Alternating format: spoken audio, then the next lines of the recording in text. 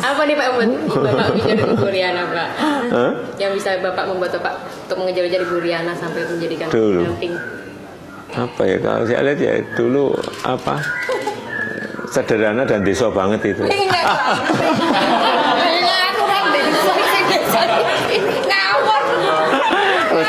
Terus saya dari terpengaruh dari desa gitu.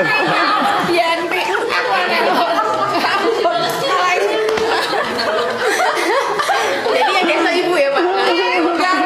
Ini desa.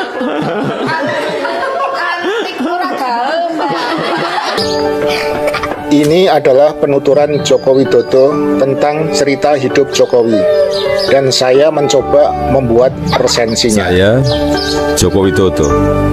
Ini adalah kisah masa muda saya sewaktu memulai perjalanan hidup. Ini saya waktu kecil. Saya berasal dari kota Solo, Jawa Tengah. Saya anak sulung dari 4 bersaudara. 3 adik saya semuanya perempuan. Saya berasal dari keluarga biasa.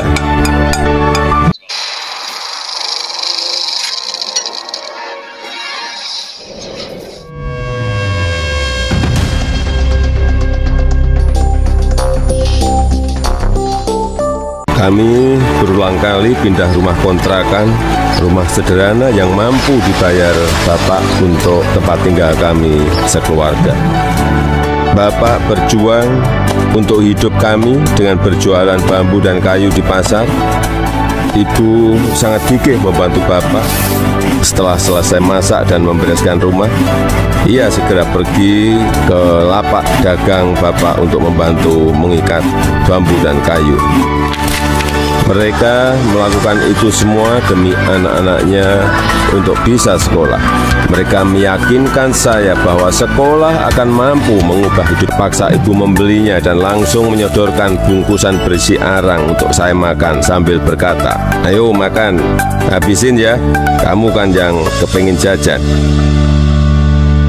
Suatu hari kami kena gusur pemerintah daerah karena daerah rumah kami akan dibangun fasilitas kota. Kami sekeluarga terusir begitu saja tanpa ada perhatian di mana kami akan tinggal. Kejadian ini membuat kami sekeluarga sangat terpukul. Kami terpaksa menumpang di rumah paman. Keadaan yang sulit membuat kami sekeluarga gigih berjuang lebih keras. Bapak menjadi sopir angkutan umum. Setelah sekolah, saya membantu ibu berjualan di pasar meneruskan usaha Bapak. Kami sekeluarga menjalani hidup tanpa mengeluh dan saling mengalirkan energi positif. Bersama-sama kami berjuang untuk tidak lagi menumpang. Kerja keras tidak pernah sia-sia. Bapak bisa membuka bengkel usaha kayu. Setelah beberapa tahun, akhirnya uang bisa terkumpul untuk membeli rumah sederhana. Pada awal pembukaan cerita, narasinya sungguh sangat menginspirasi, serta memberikan gambaran tentang perjuangan hidup yang gigih untuk mencapai sebuah kehidupan yang lebih baik. Tahun 1980 akhirnya saya memutuskan untuk kuliah di jurusan Teknologi Kayu Kehutanan UGM. Saya memilih jurusan tersebut agar saya dapat belajar lebih mendalam tentang perkayuan. Saya ingin mengikuti jejak Bapak, ingin membangun bisnis kayu Bapak menjadi besar. Pada sesi ini ada hal yang patut digarisbawahi, bahwa Joko Widodo pada tahun 1980 memutuskan masuk kuliah di jurusan Teknologi Kayu Kehutanan UGM. Padahal faktanya, di Fakultas Kehutanan UGM pada tahun 1980 itu tidak memiliki jurusan teknologi kayu. Di Fakultas Kehutanan saat itu, menurut sejarah Fakultas Kehutanan UGM, ada 4 jurusan, yaitu Manajemen Hutan, Budidaya Hutan, Teknologi Hasil Hutan, dan Konservasi Sumber Daya Hutan. Ini saya gondrong waktu kuliah, dan saya suka banget dengerin musik cadas dari Nazaret, Queen, Metallica, Gunung Lawu, Gunung Merapi, Gunung Merbabu, Gunung Kerinci sudah saya daki. Menginjak masa penulisan skripsi di tingkat akhir kuliah, saya sudah agak kalem. Akan menginjak dunia kerja, saya memutuskan untuk lebih serius. Saya bertemu dengan gadis bernama Iriana. Dia teman adik saya yang sering main ke rumah. Pertama curi-curi pandang, lama-lama jadi jatuh cinta. Iriana orangnya sederhana, dan itu yang saya suka. Pacaran waktu itu berat di ongkos tapi ringan di hati. Saya naik bus penuh sesak, bolak-balik Jogja Solo demi bertemu Iriana. Lulus kuliah tahun 1985, saya melamar ke sebuah perusahaan kertas di Aceh. Setelah diterima, saya baru tahu akan ditempatkan di hutan rimba. Pekerjaan saya adalah mempersiapkan persemaian pinus untuk kemudian ditanam di lapangan di hutan-hutan yang gundul. Pada bagian narasi ini, kita coba mengulanginya. Lulus kuliah tahun 1985, saya melamar ke sebuah perusahaan kertas di Aceh. Meskipun tidak disebut nama perusahaannya, tetapi tersebar di jejak digital bahwa Jokowi pernah bekerja di PT Kertas Kraft Aceh. Jika Jokowi melamar kerja di PT KKA pada tahun 1985, sesaat dia lulus kuliah, rasanya sangatlah janggal, karena perusahaan tersebut baru mendirikan pabrik di tahun 1985 dan baru beroperasi pada tahun 1989. Perusahaan tersebut adalah kerjasama antara pemerintah Indonesia dengan PT Alas Helau sebagai pemasok bahan bakunya, yaitu kayu pinus. Sehingga ada kejanggalan lagi jika menurut penuturan Jokowi, dia bekerja di PT KKA dan ditempatkan di hutan gundul untuk menanam benih kayu pinus. Sebab pada tahun 1985, cakupan hutan di Aceh masih seluas 4,1 juta hektar atau 72% dari luas wilayah keseluruhan. Jadi di manakah ada hutan gundul di Aceh Utara pada tahun 1985? Dan yang pasti, PT Kertas Kraft Aceh adalah pabrik produksi untuk kertas kantong semen yang bahan bakunya telah dipasok oleh PT Alas Helau. Nama pabrik kertas di Provinsi Aceh ini adalah PT Kertas Kraft Aceh, KKA, yang berlokasi di Kabupaten Aceh Utara. Dilansir jatimnetwork.com dari Staycom AC ID, KKA mulai beroperasi pada tahun 1989 dan mulai memproduksi kertas kraft komersial pada tahun 1990. Namun, KKA terpaksa menghentikan kegiatan produksinya pada tahun 2007 karena mengalami masalah. Pasalnya, pabrik ini kekurangan bahan baku pinus dan bahan bakar gas. KKA juga memiliki beban hutan dalam jumlah yang besar. Hal tersebut membuatnya kesulitan dalam mengambil pinjaman apalagi mencari mitra. Pada tahun 2011, pabrik akan beroperasi kembali setelah mendapat dukungan dana restrukturisasi dan revitalisasi dari perusahaan lain. Namun, upaya penyelamatan tersebut tidak berhasil. Penyebabnya adalah kondisi teknologi alat produksi pabrik yang ternyata sudah tertinggal alias jadul.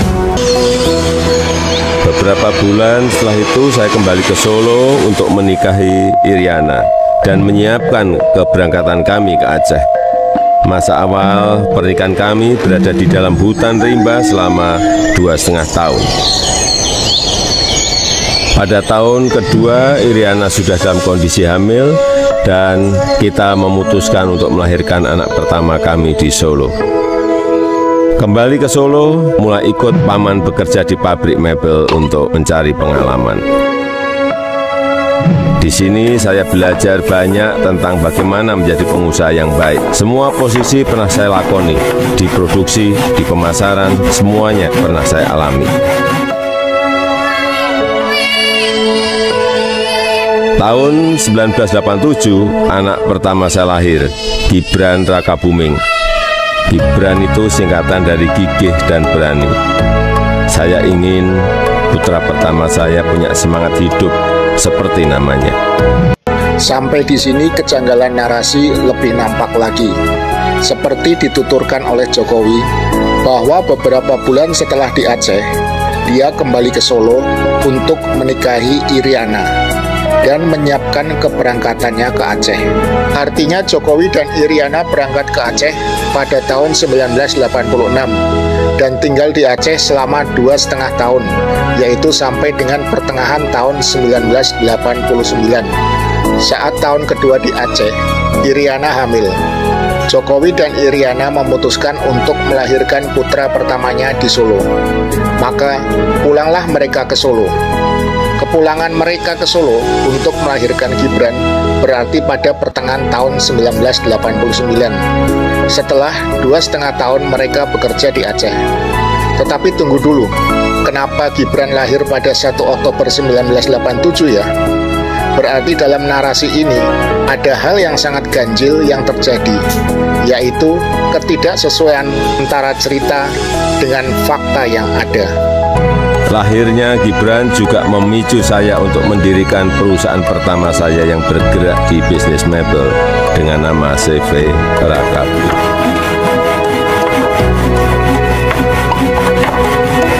Tapi ternyata menjadi pengusaha bukanlah sesuatu yang mudah.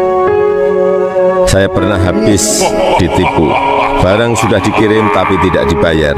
Lalu orangnya menghilang. Kalau kita jatuh ya harus bangkit lagi. Tidak lama setelah itu saya mendapatkan pinjaman modal usaha. Dengan semangat untuk bangkit dan berkembang, saya bergerak cepat untuk mencari pesanan sampai luar negeri dengan cara ikut pameran-pameran mebel.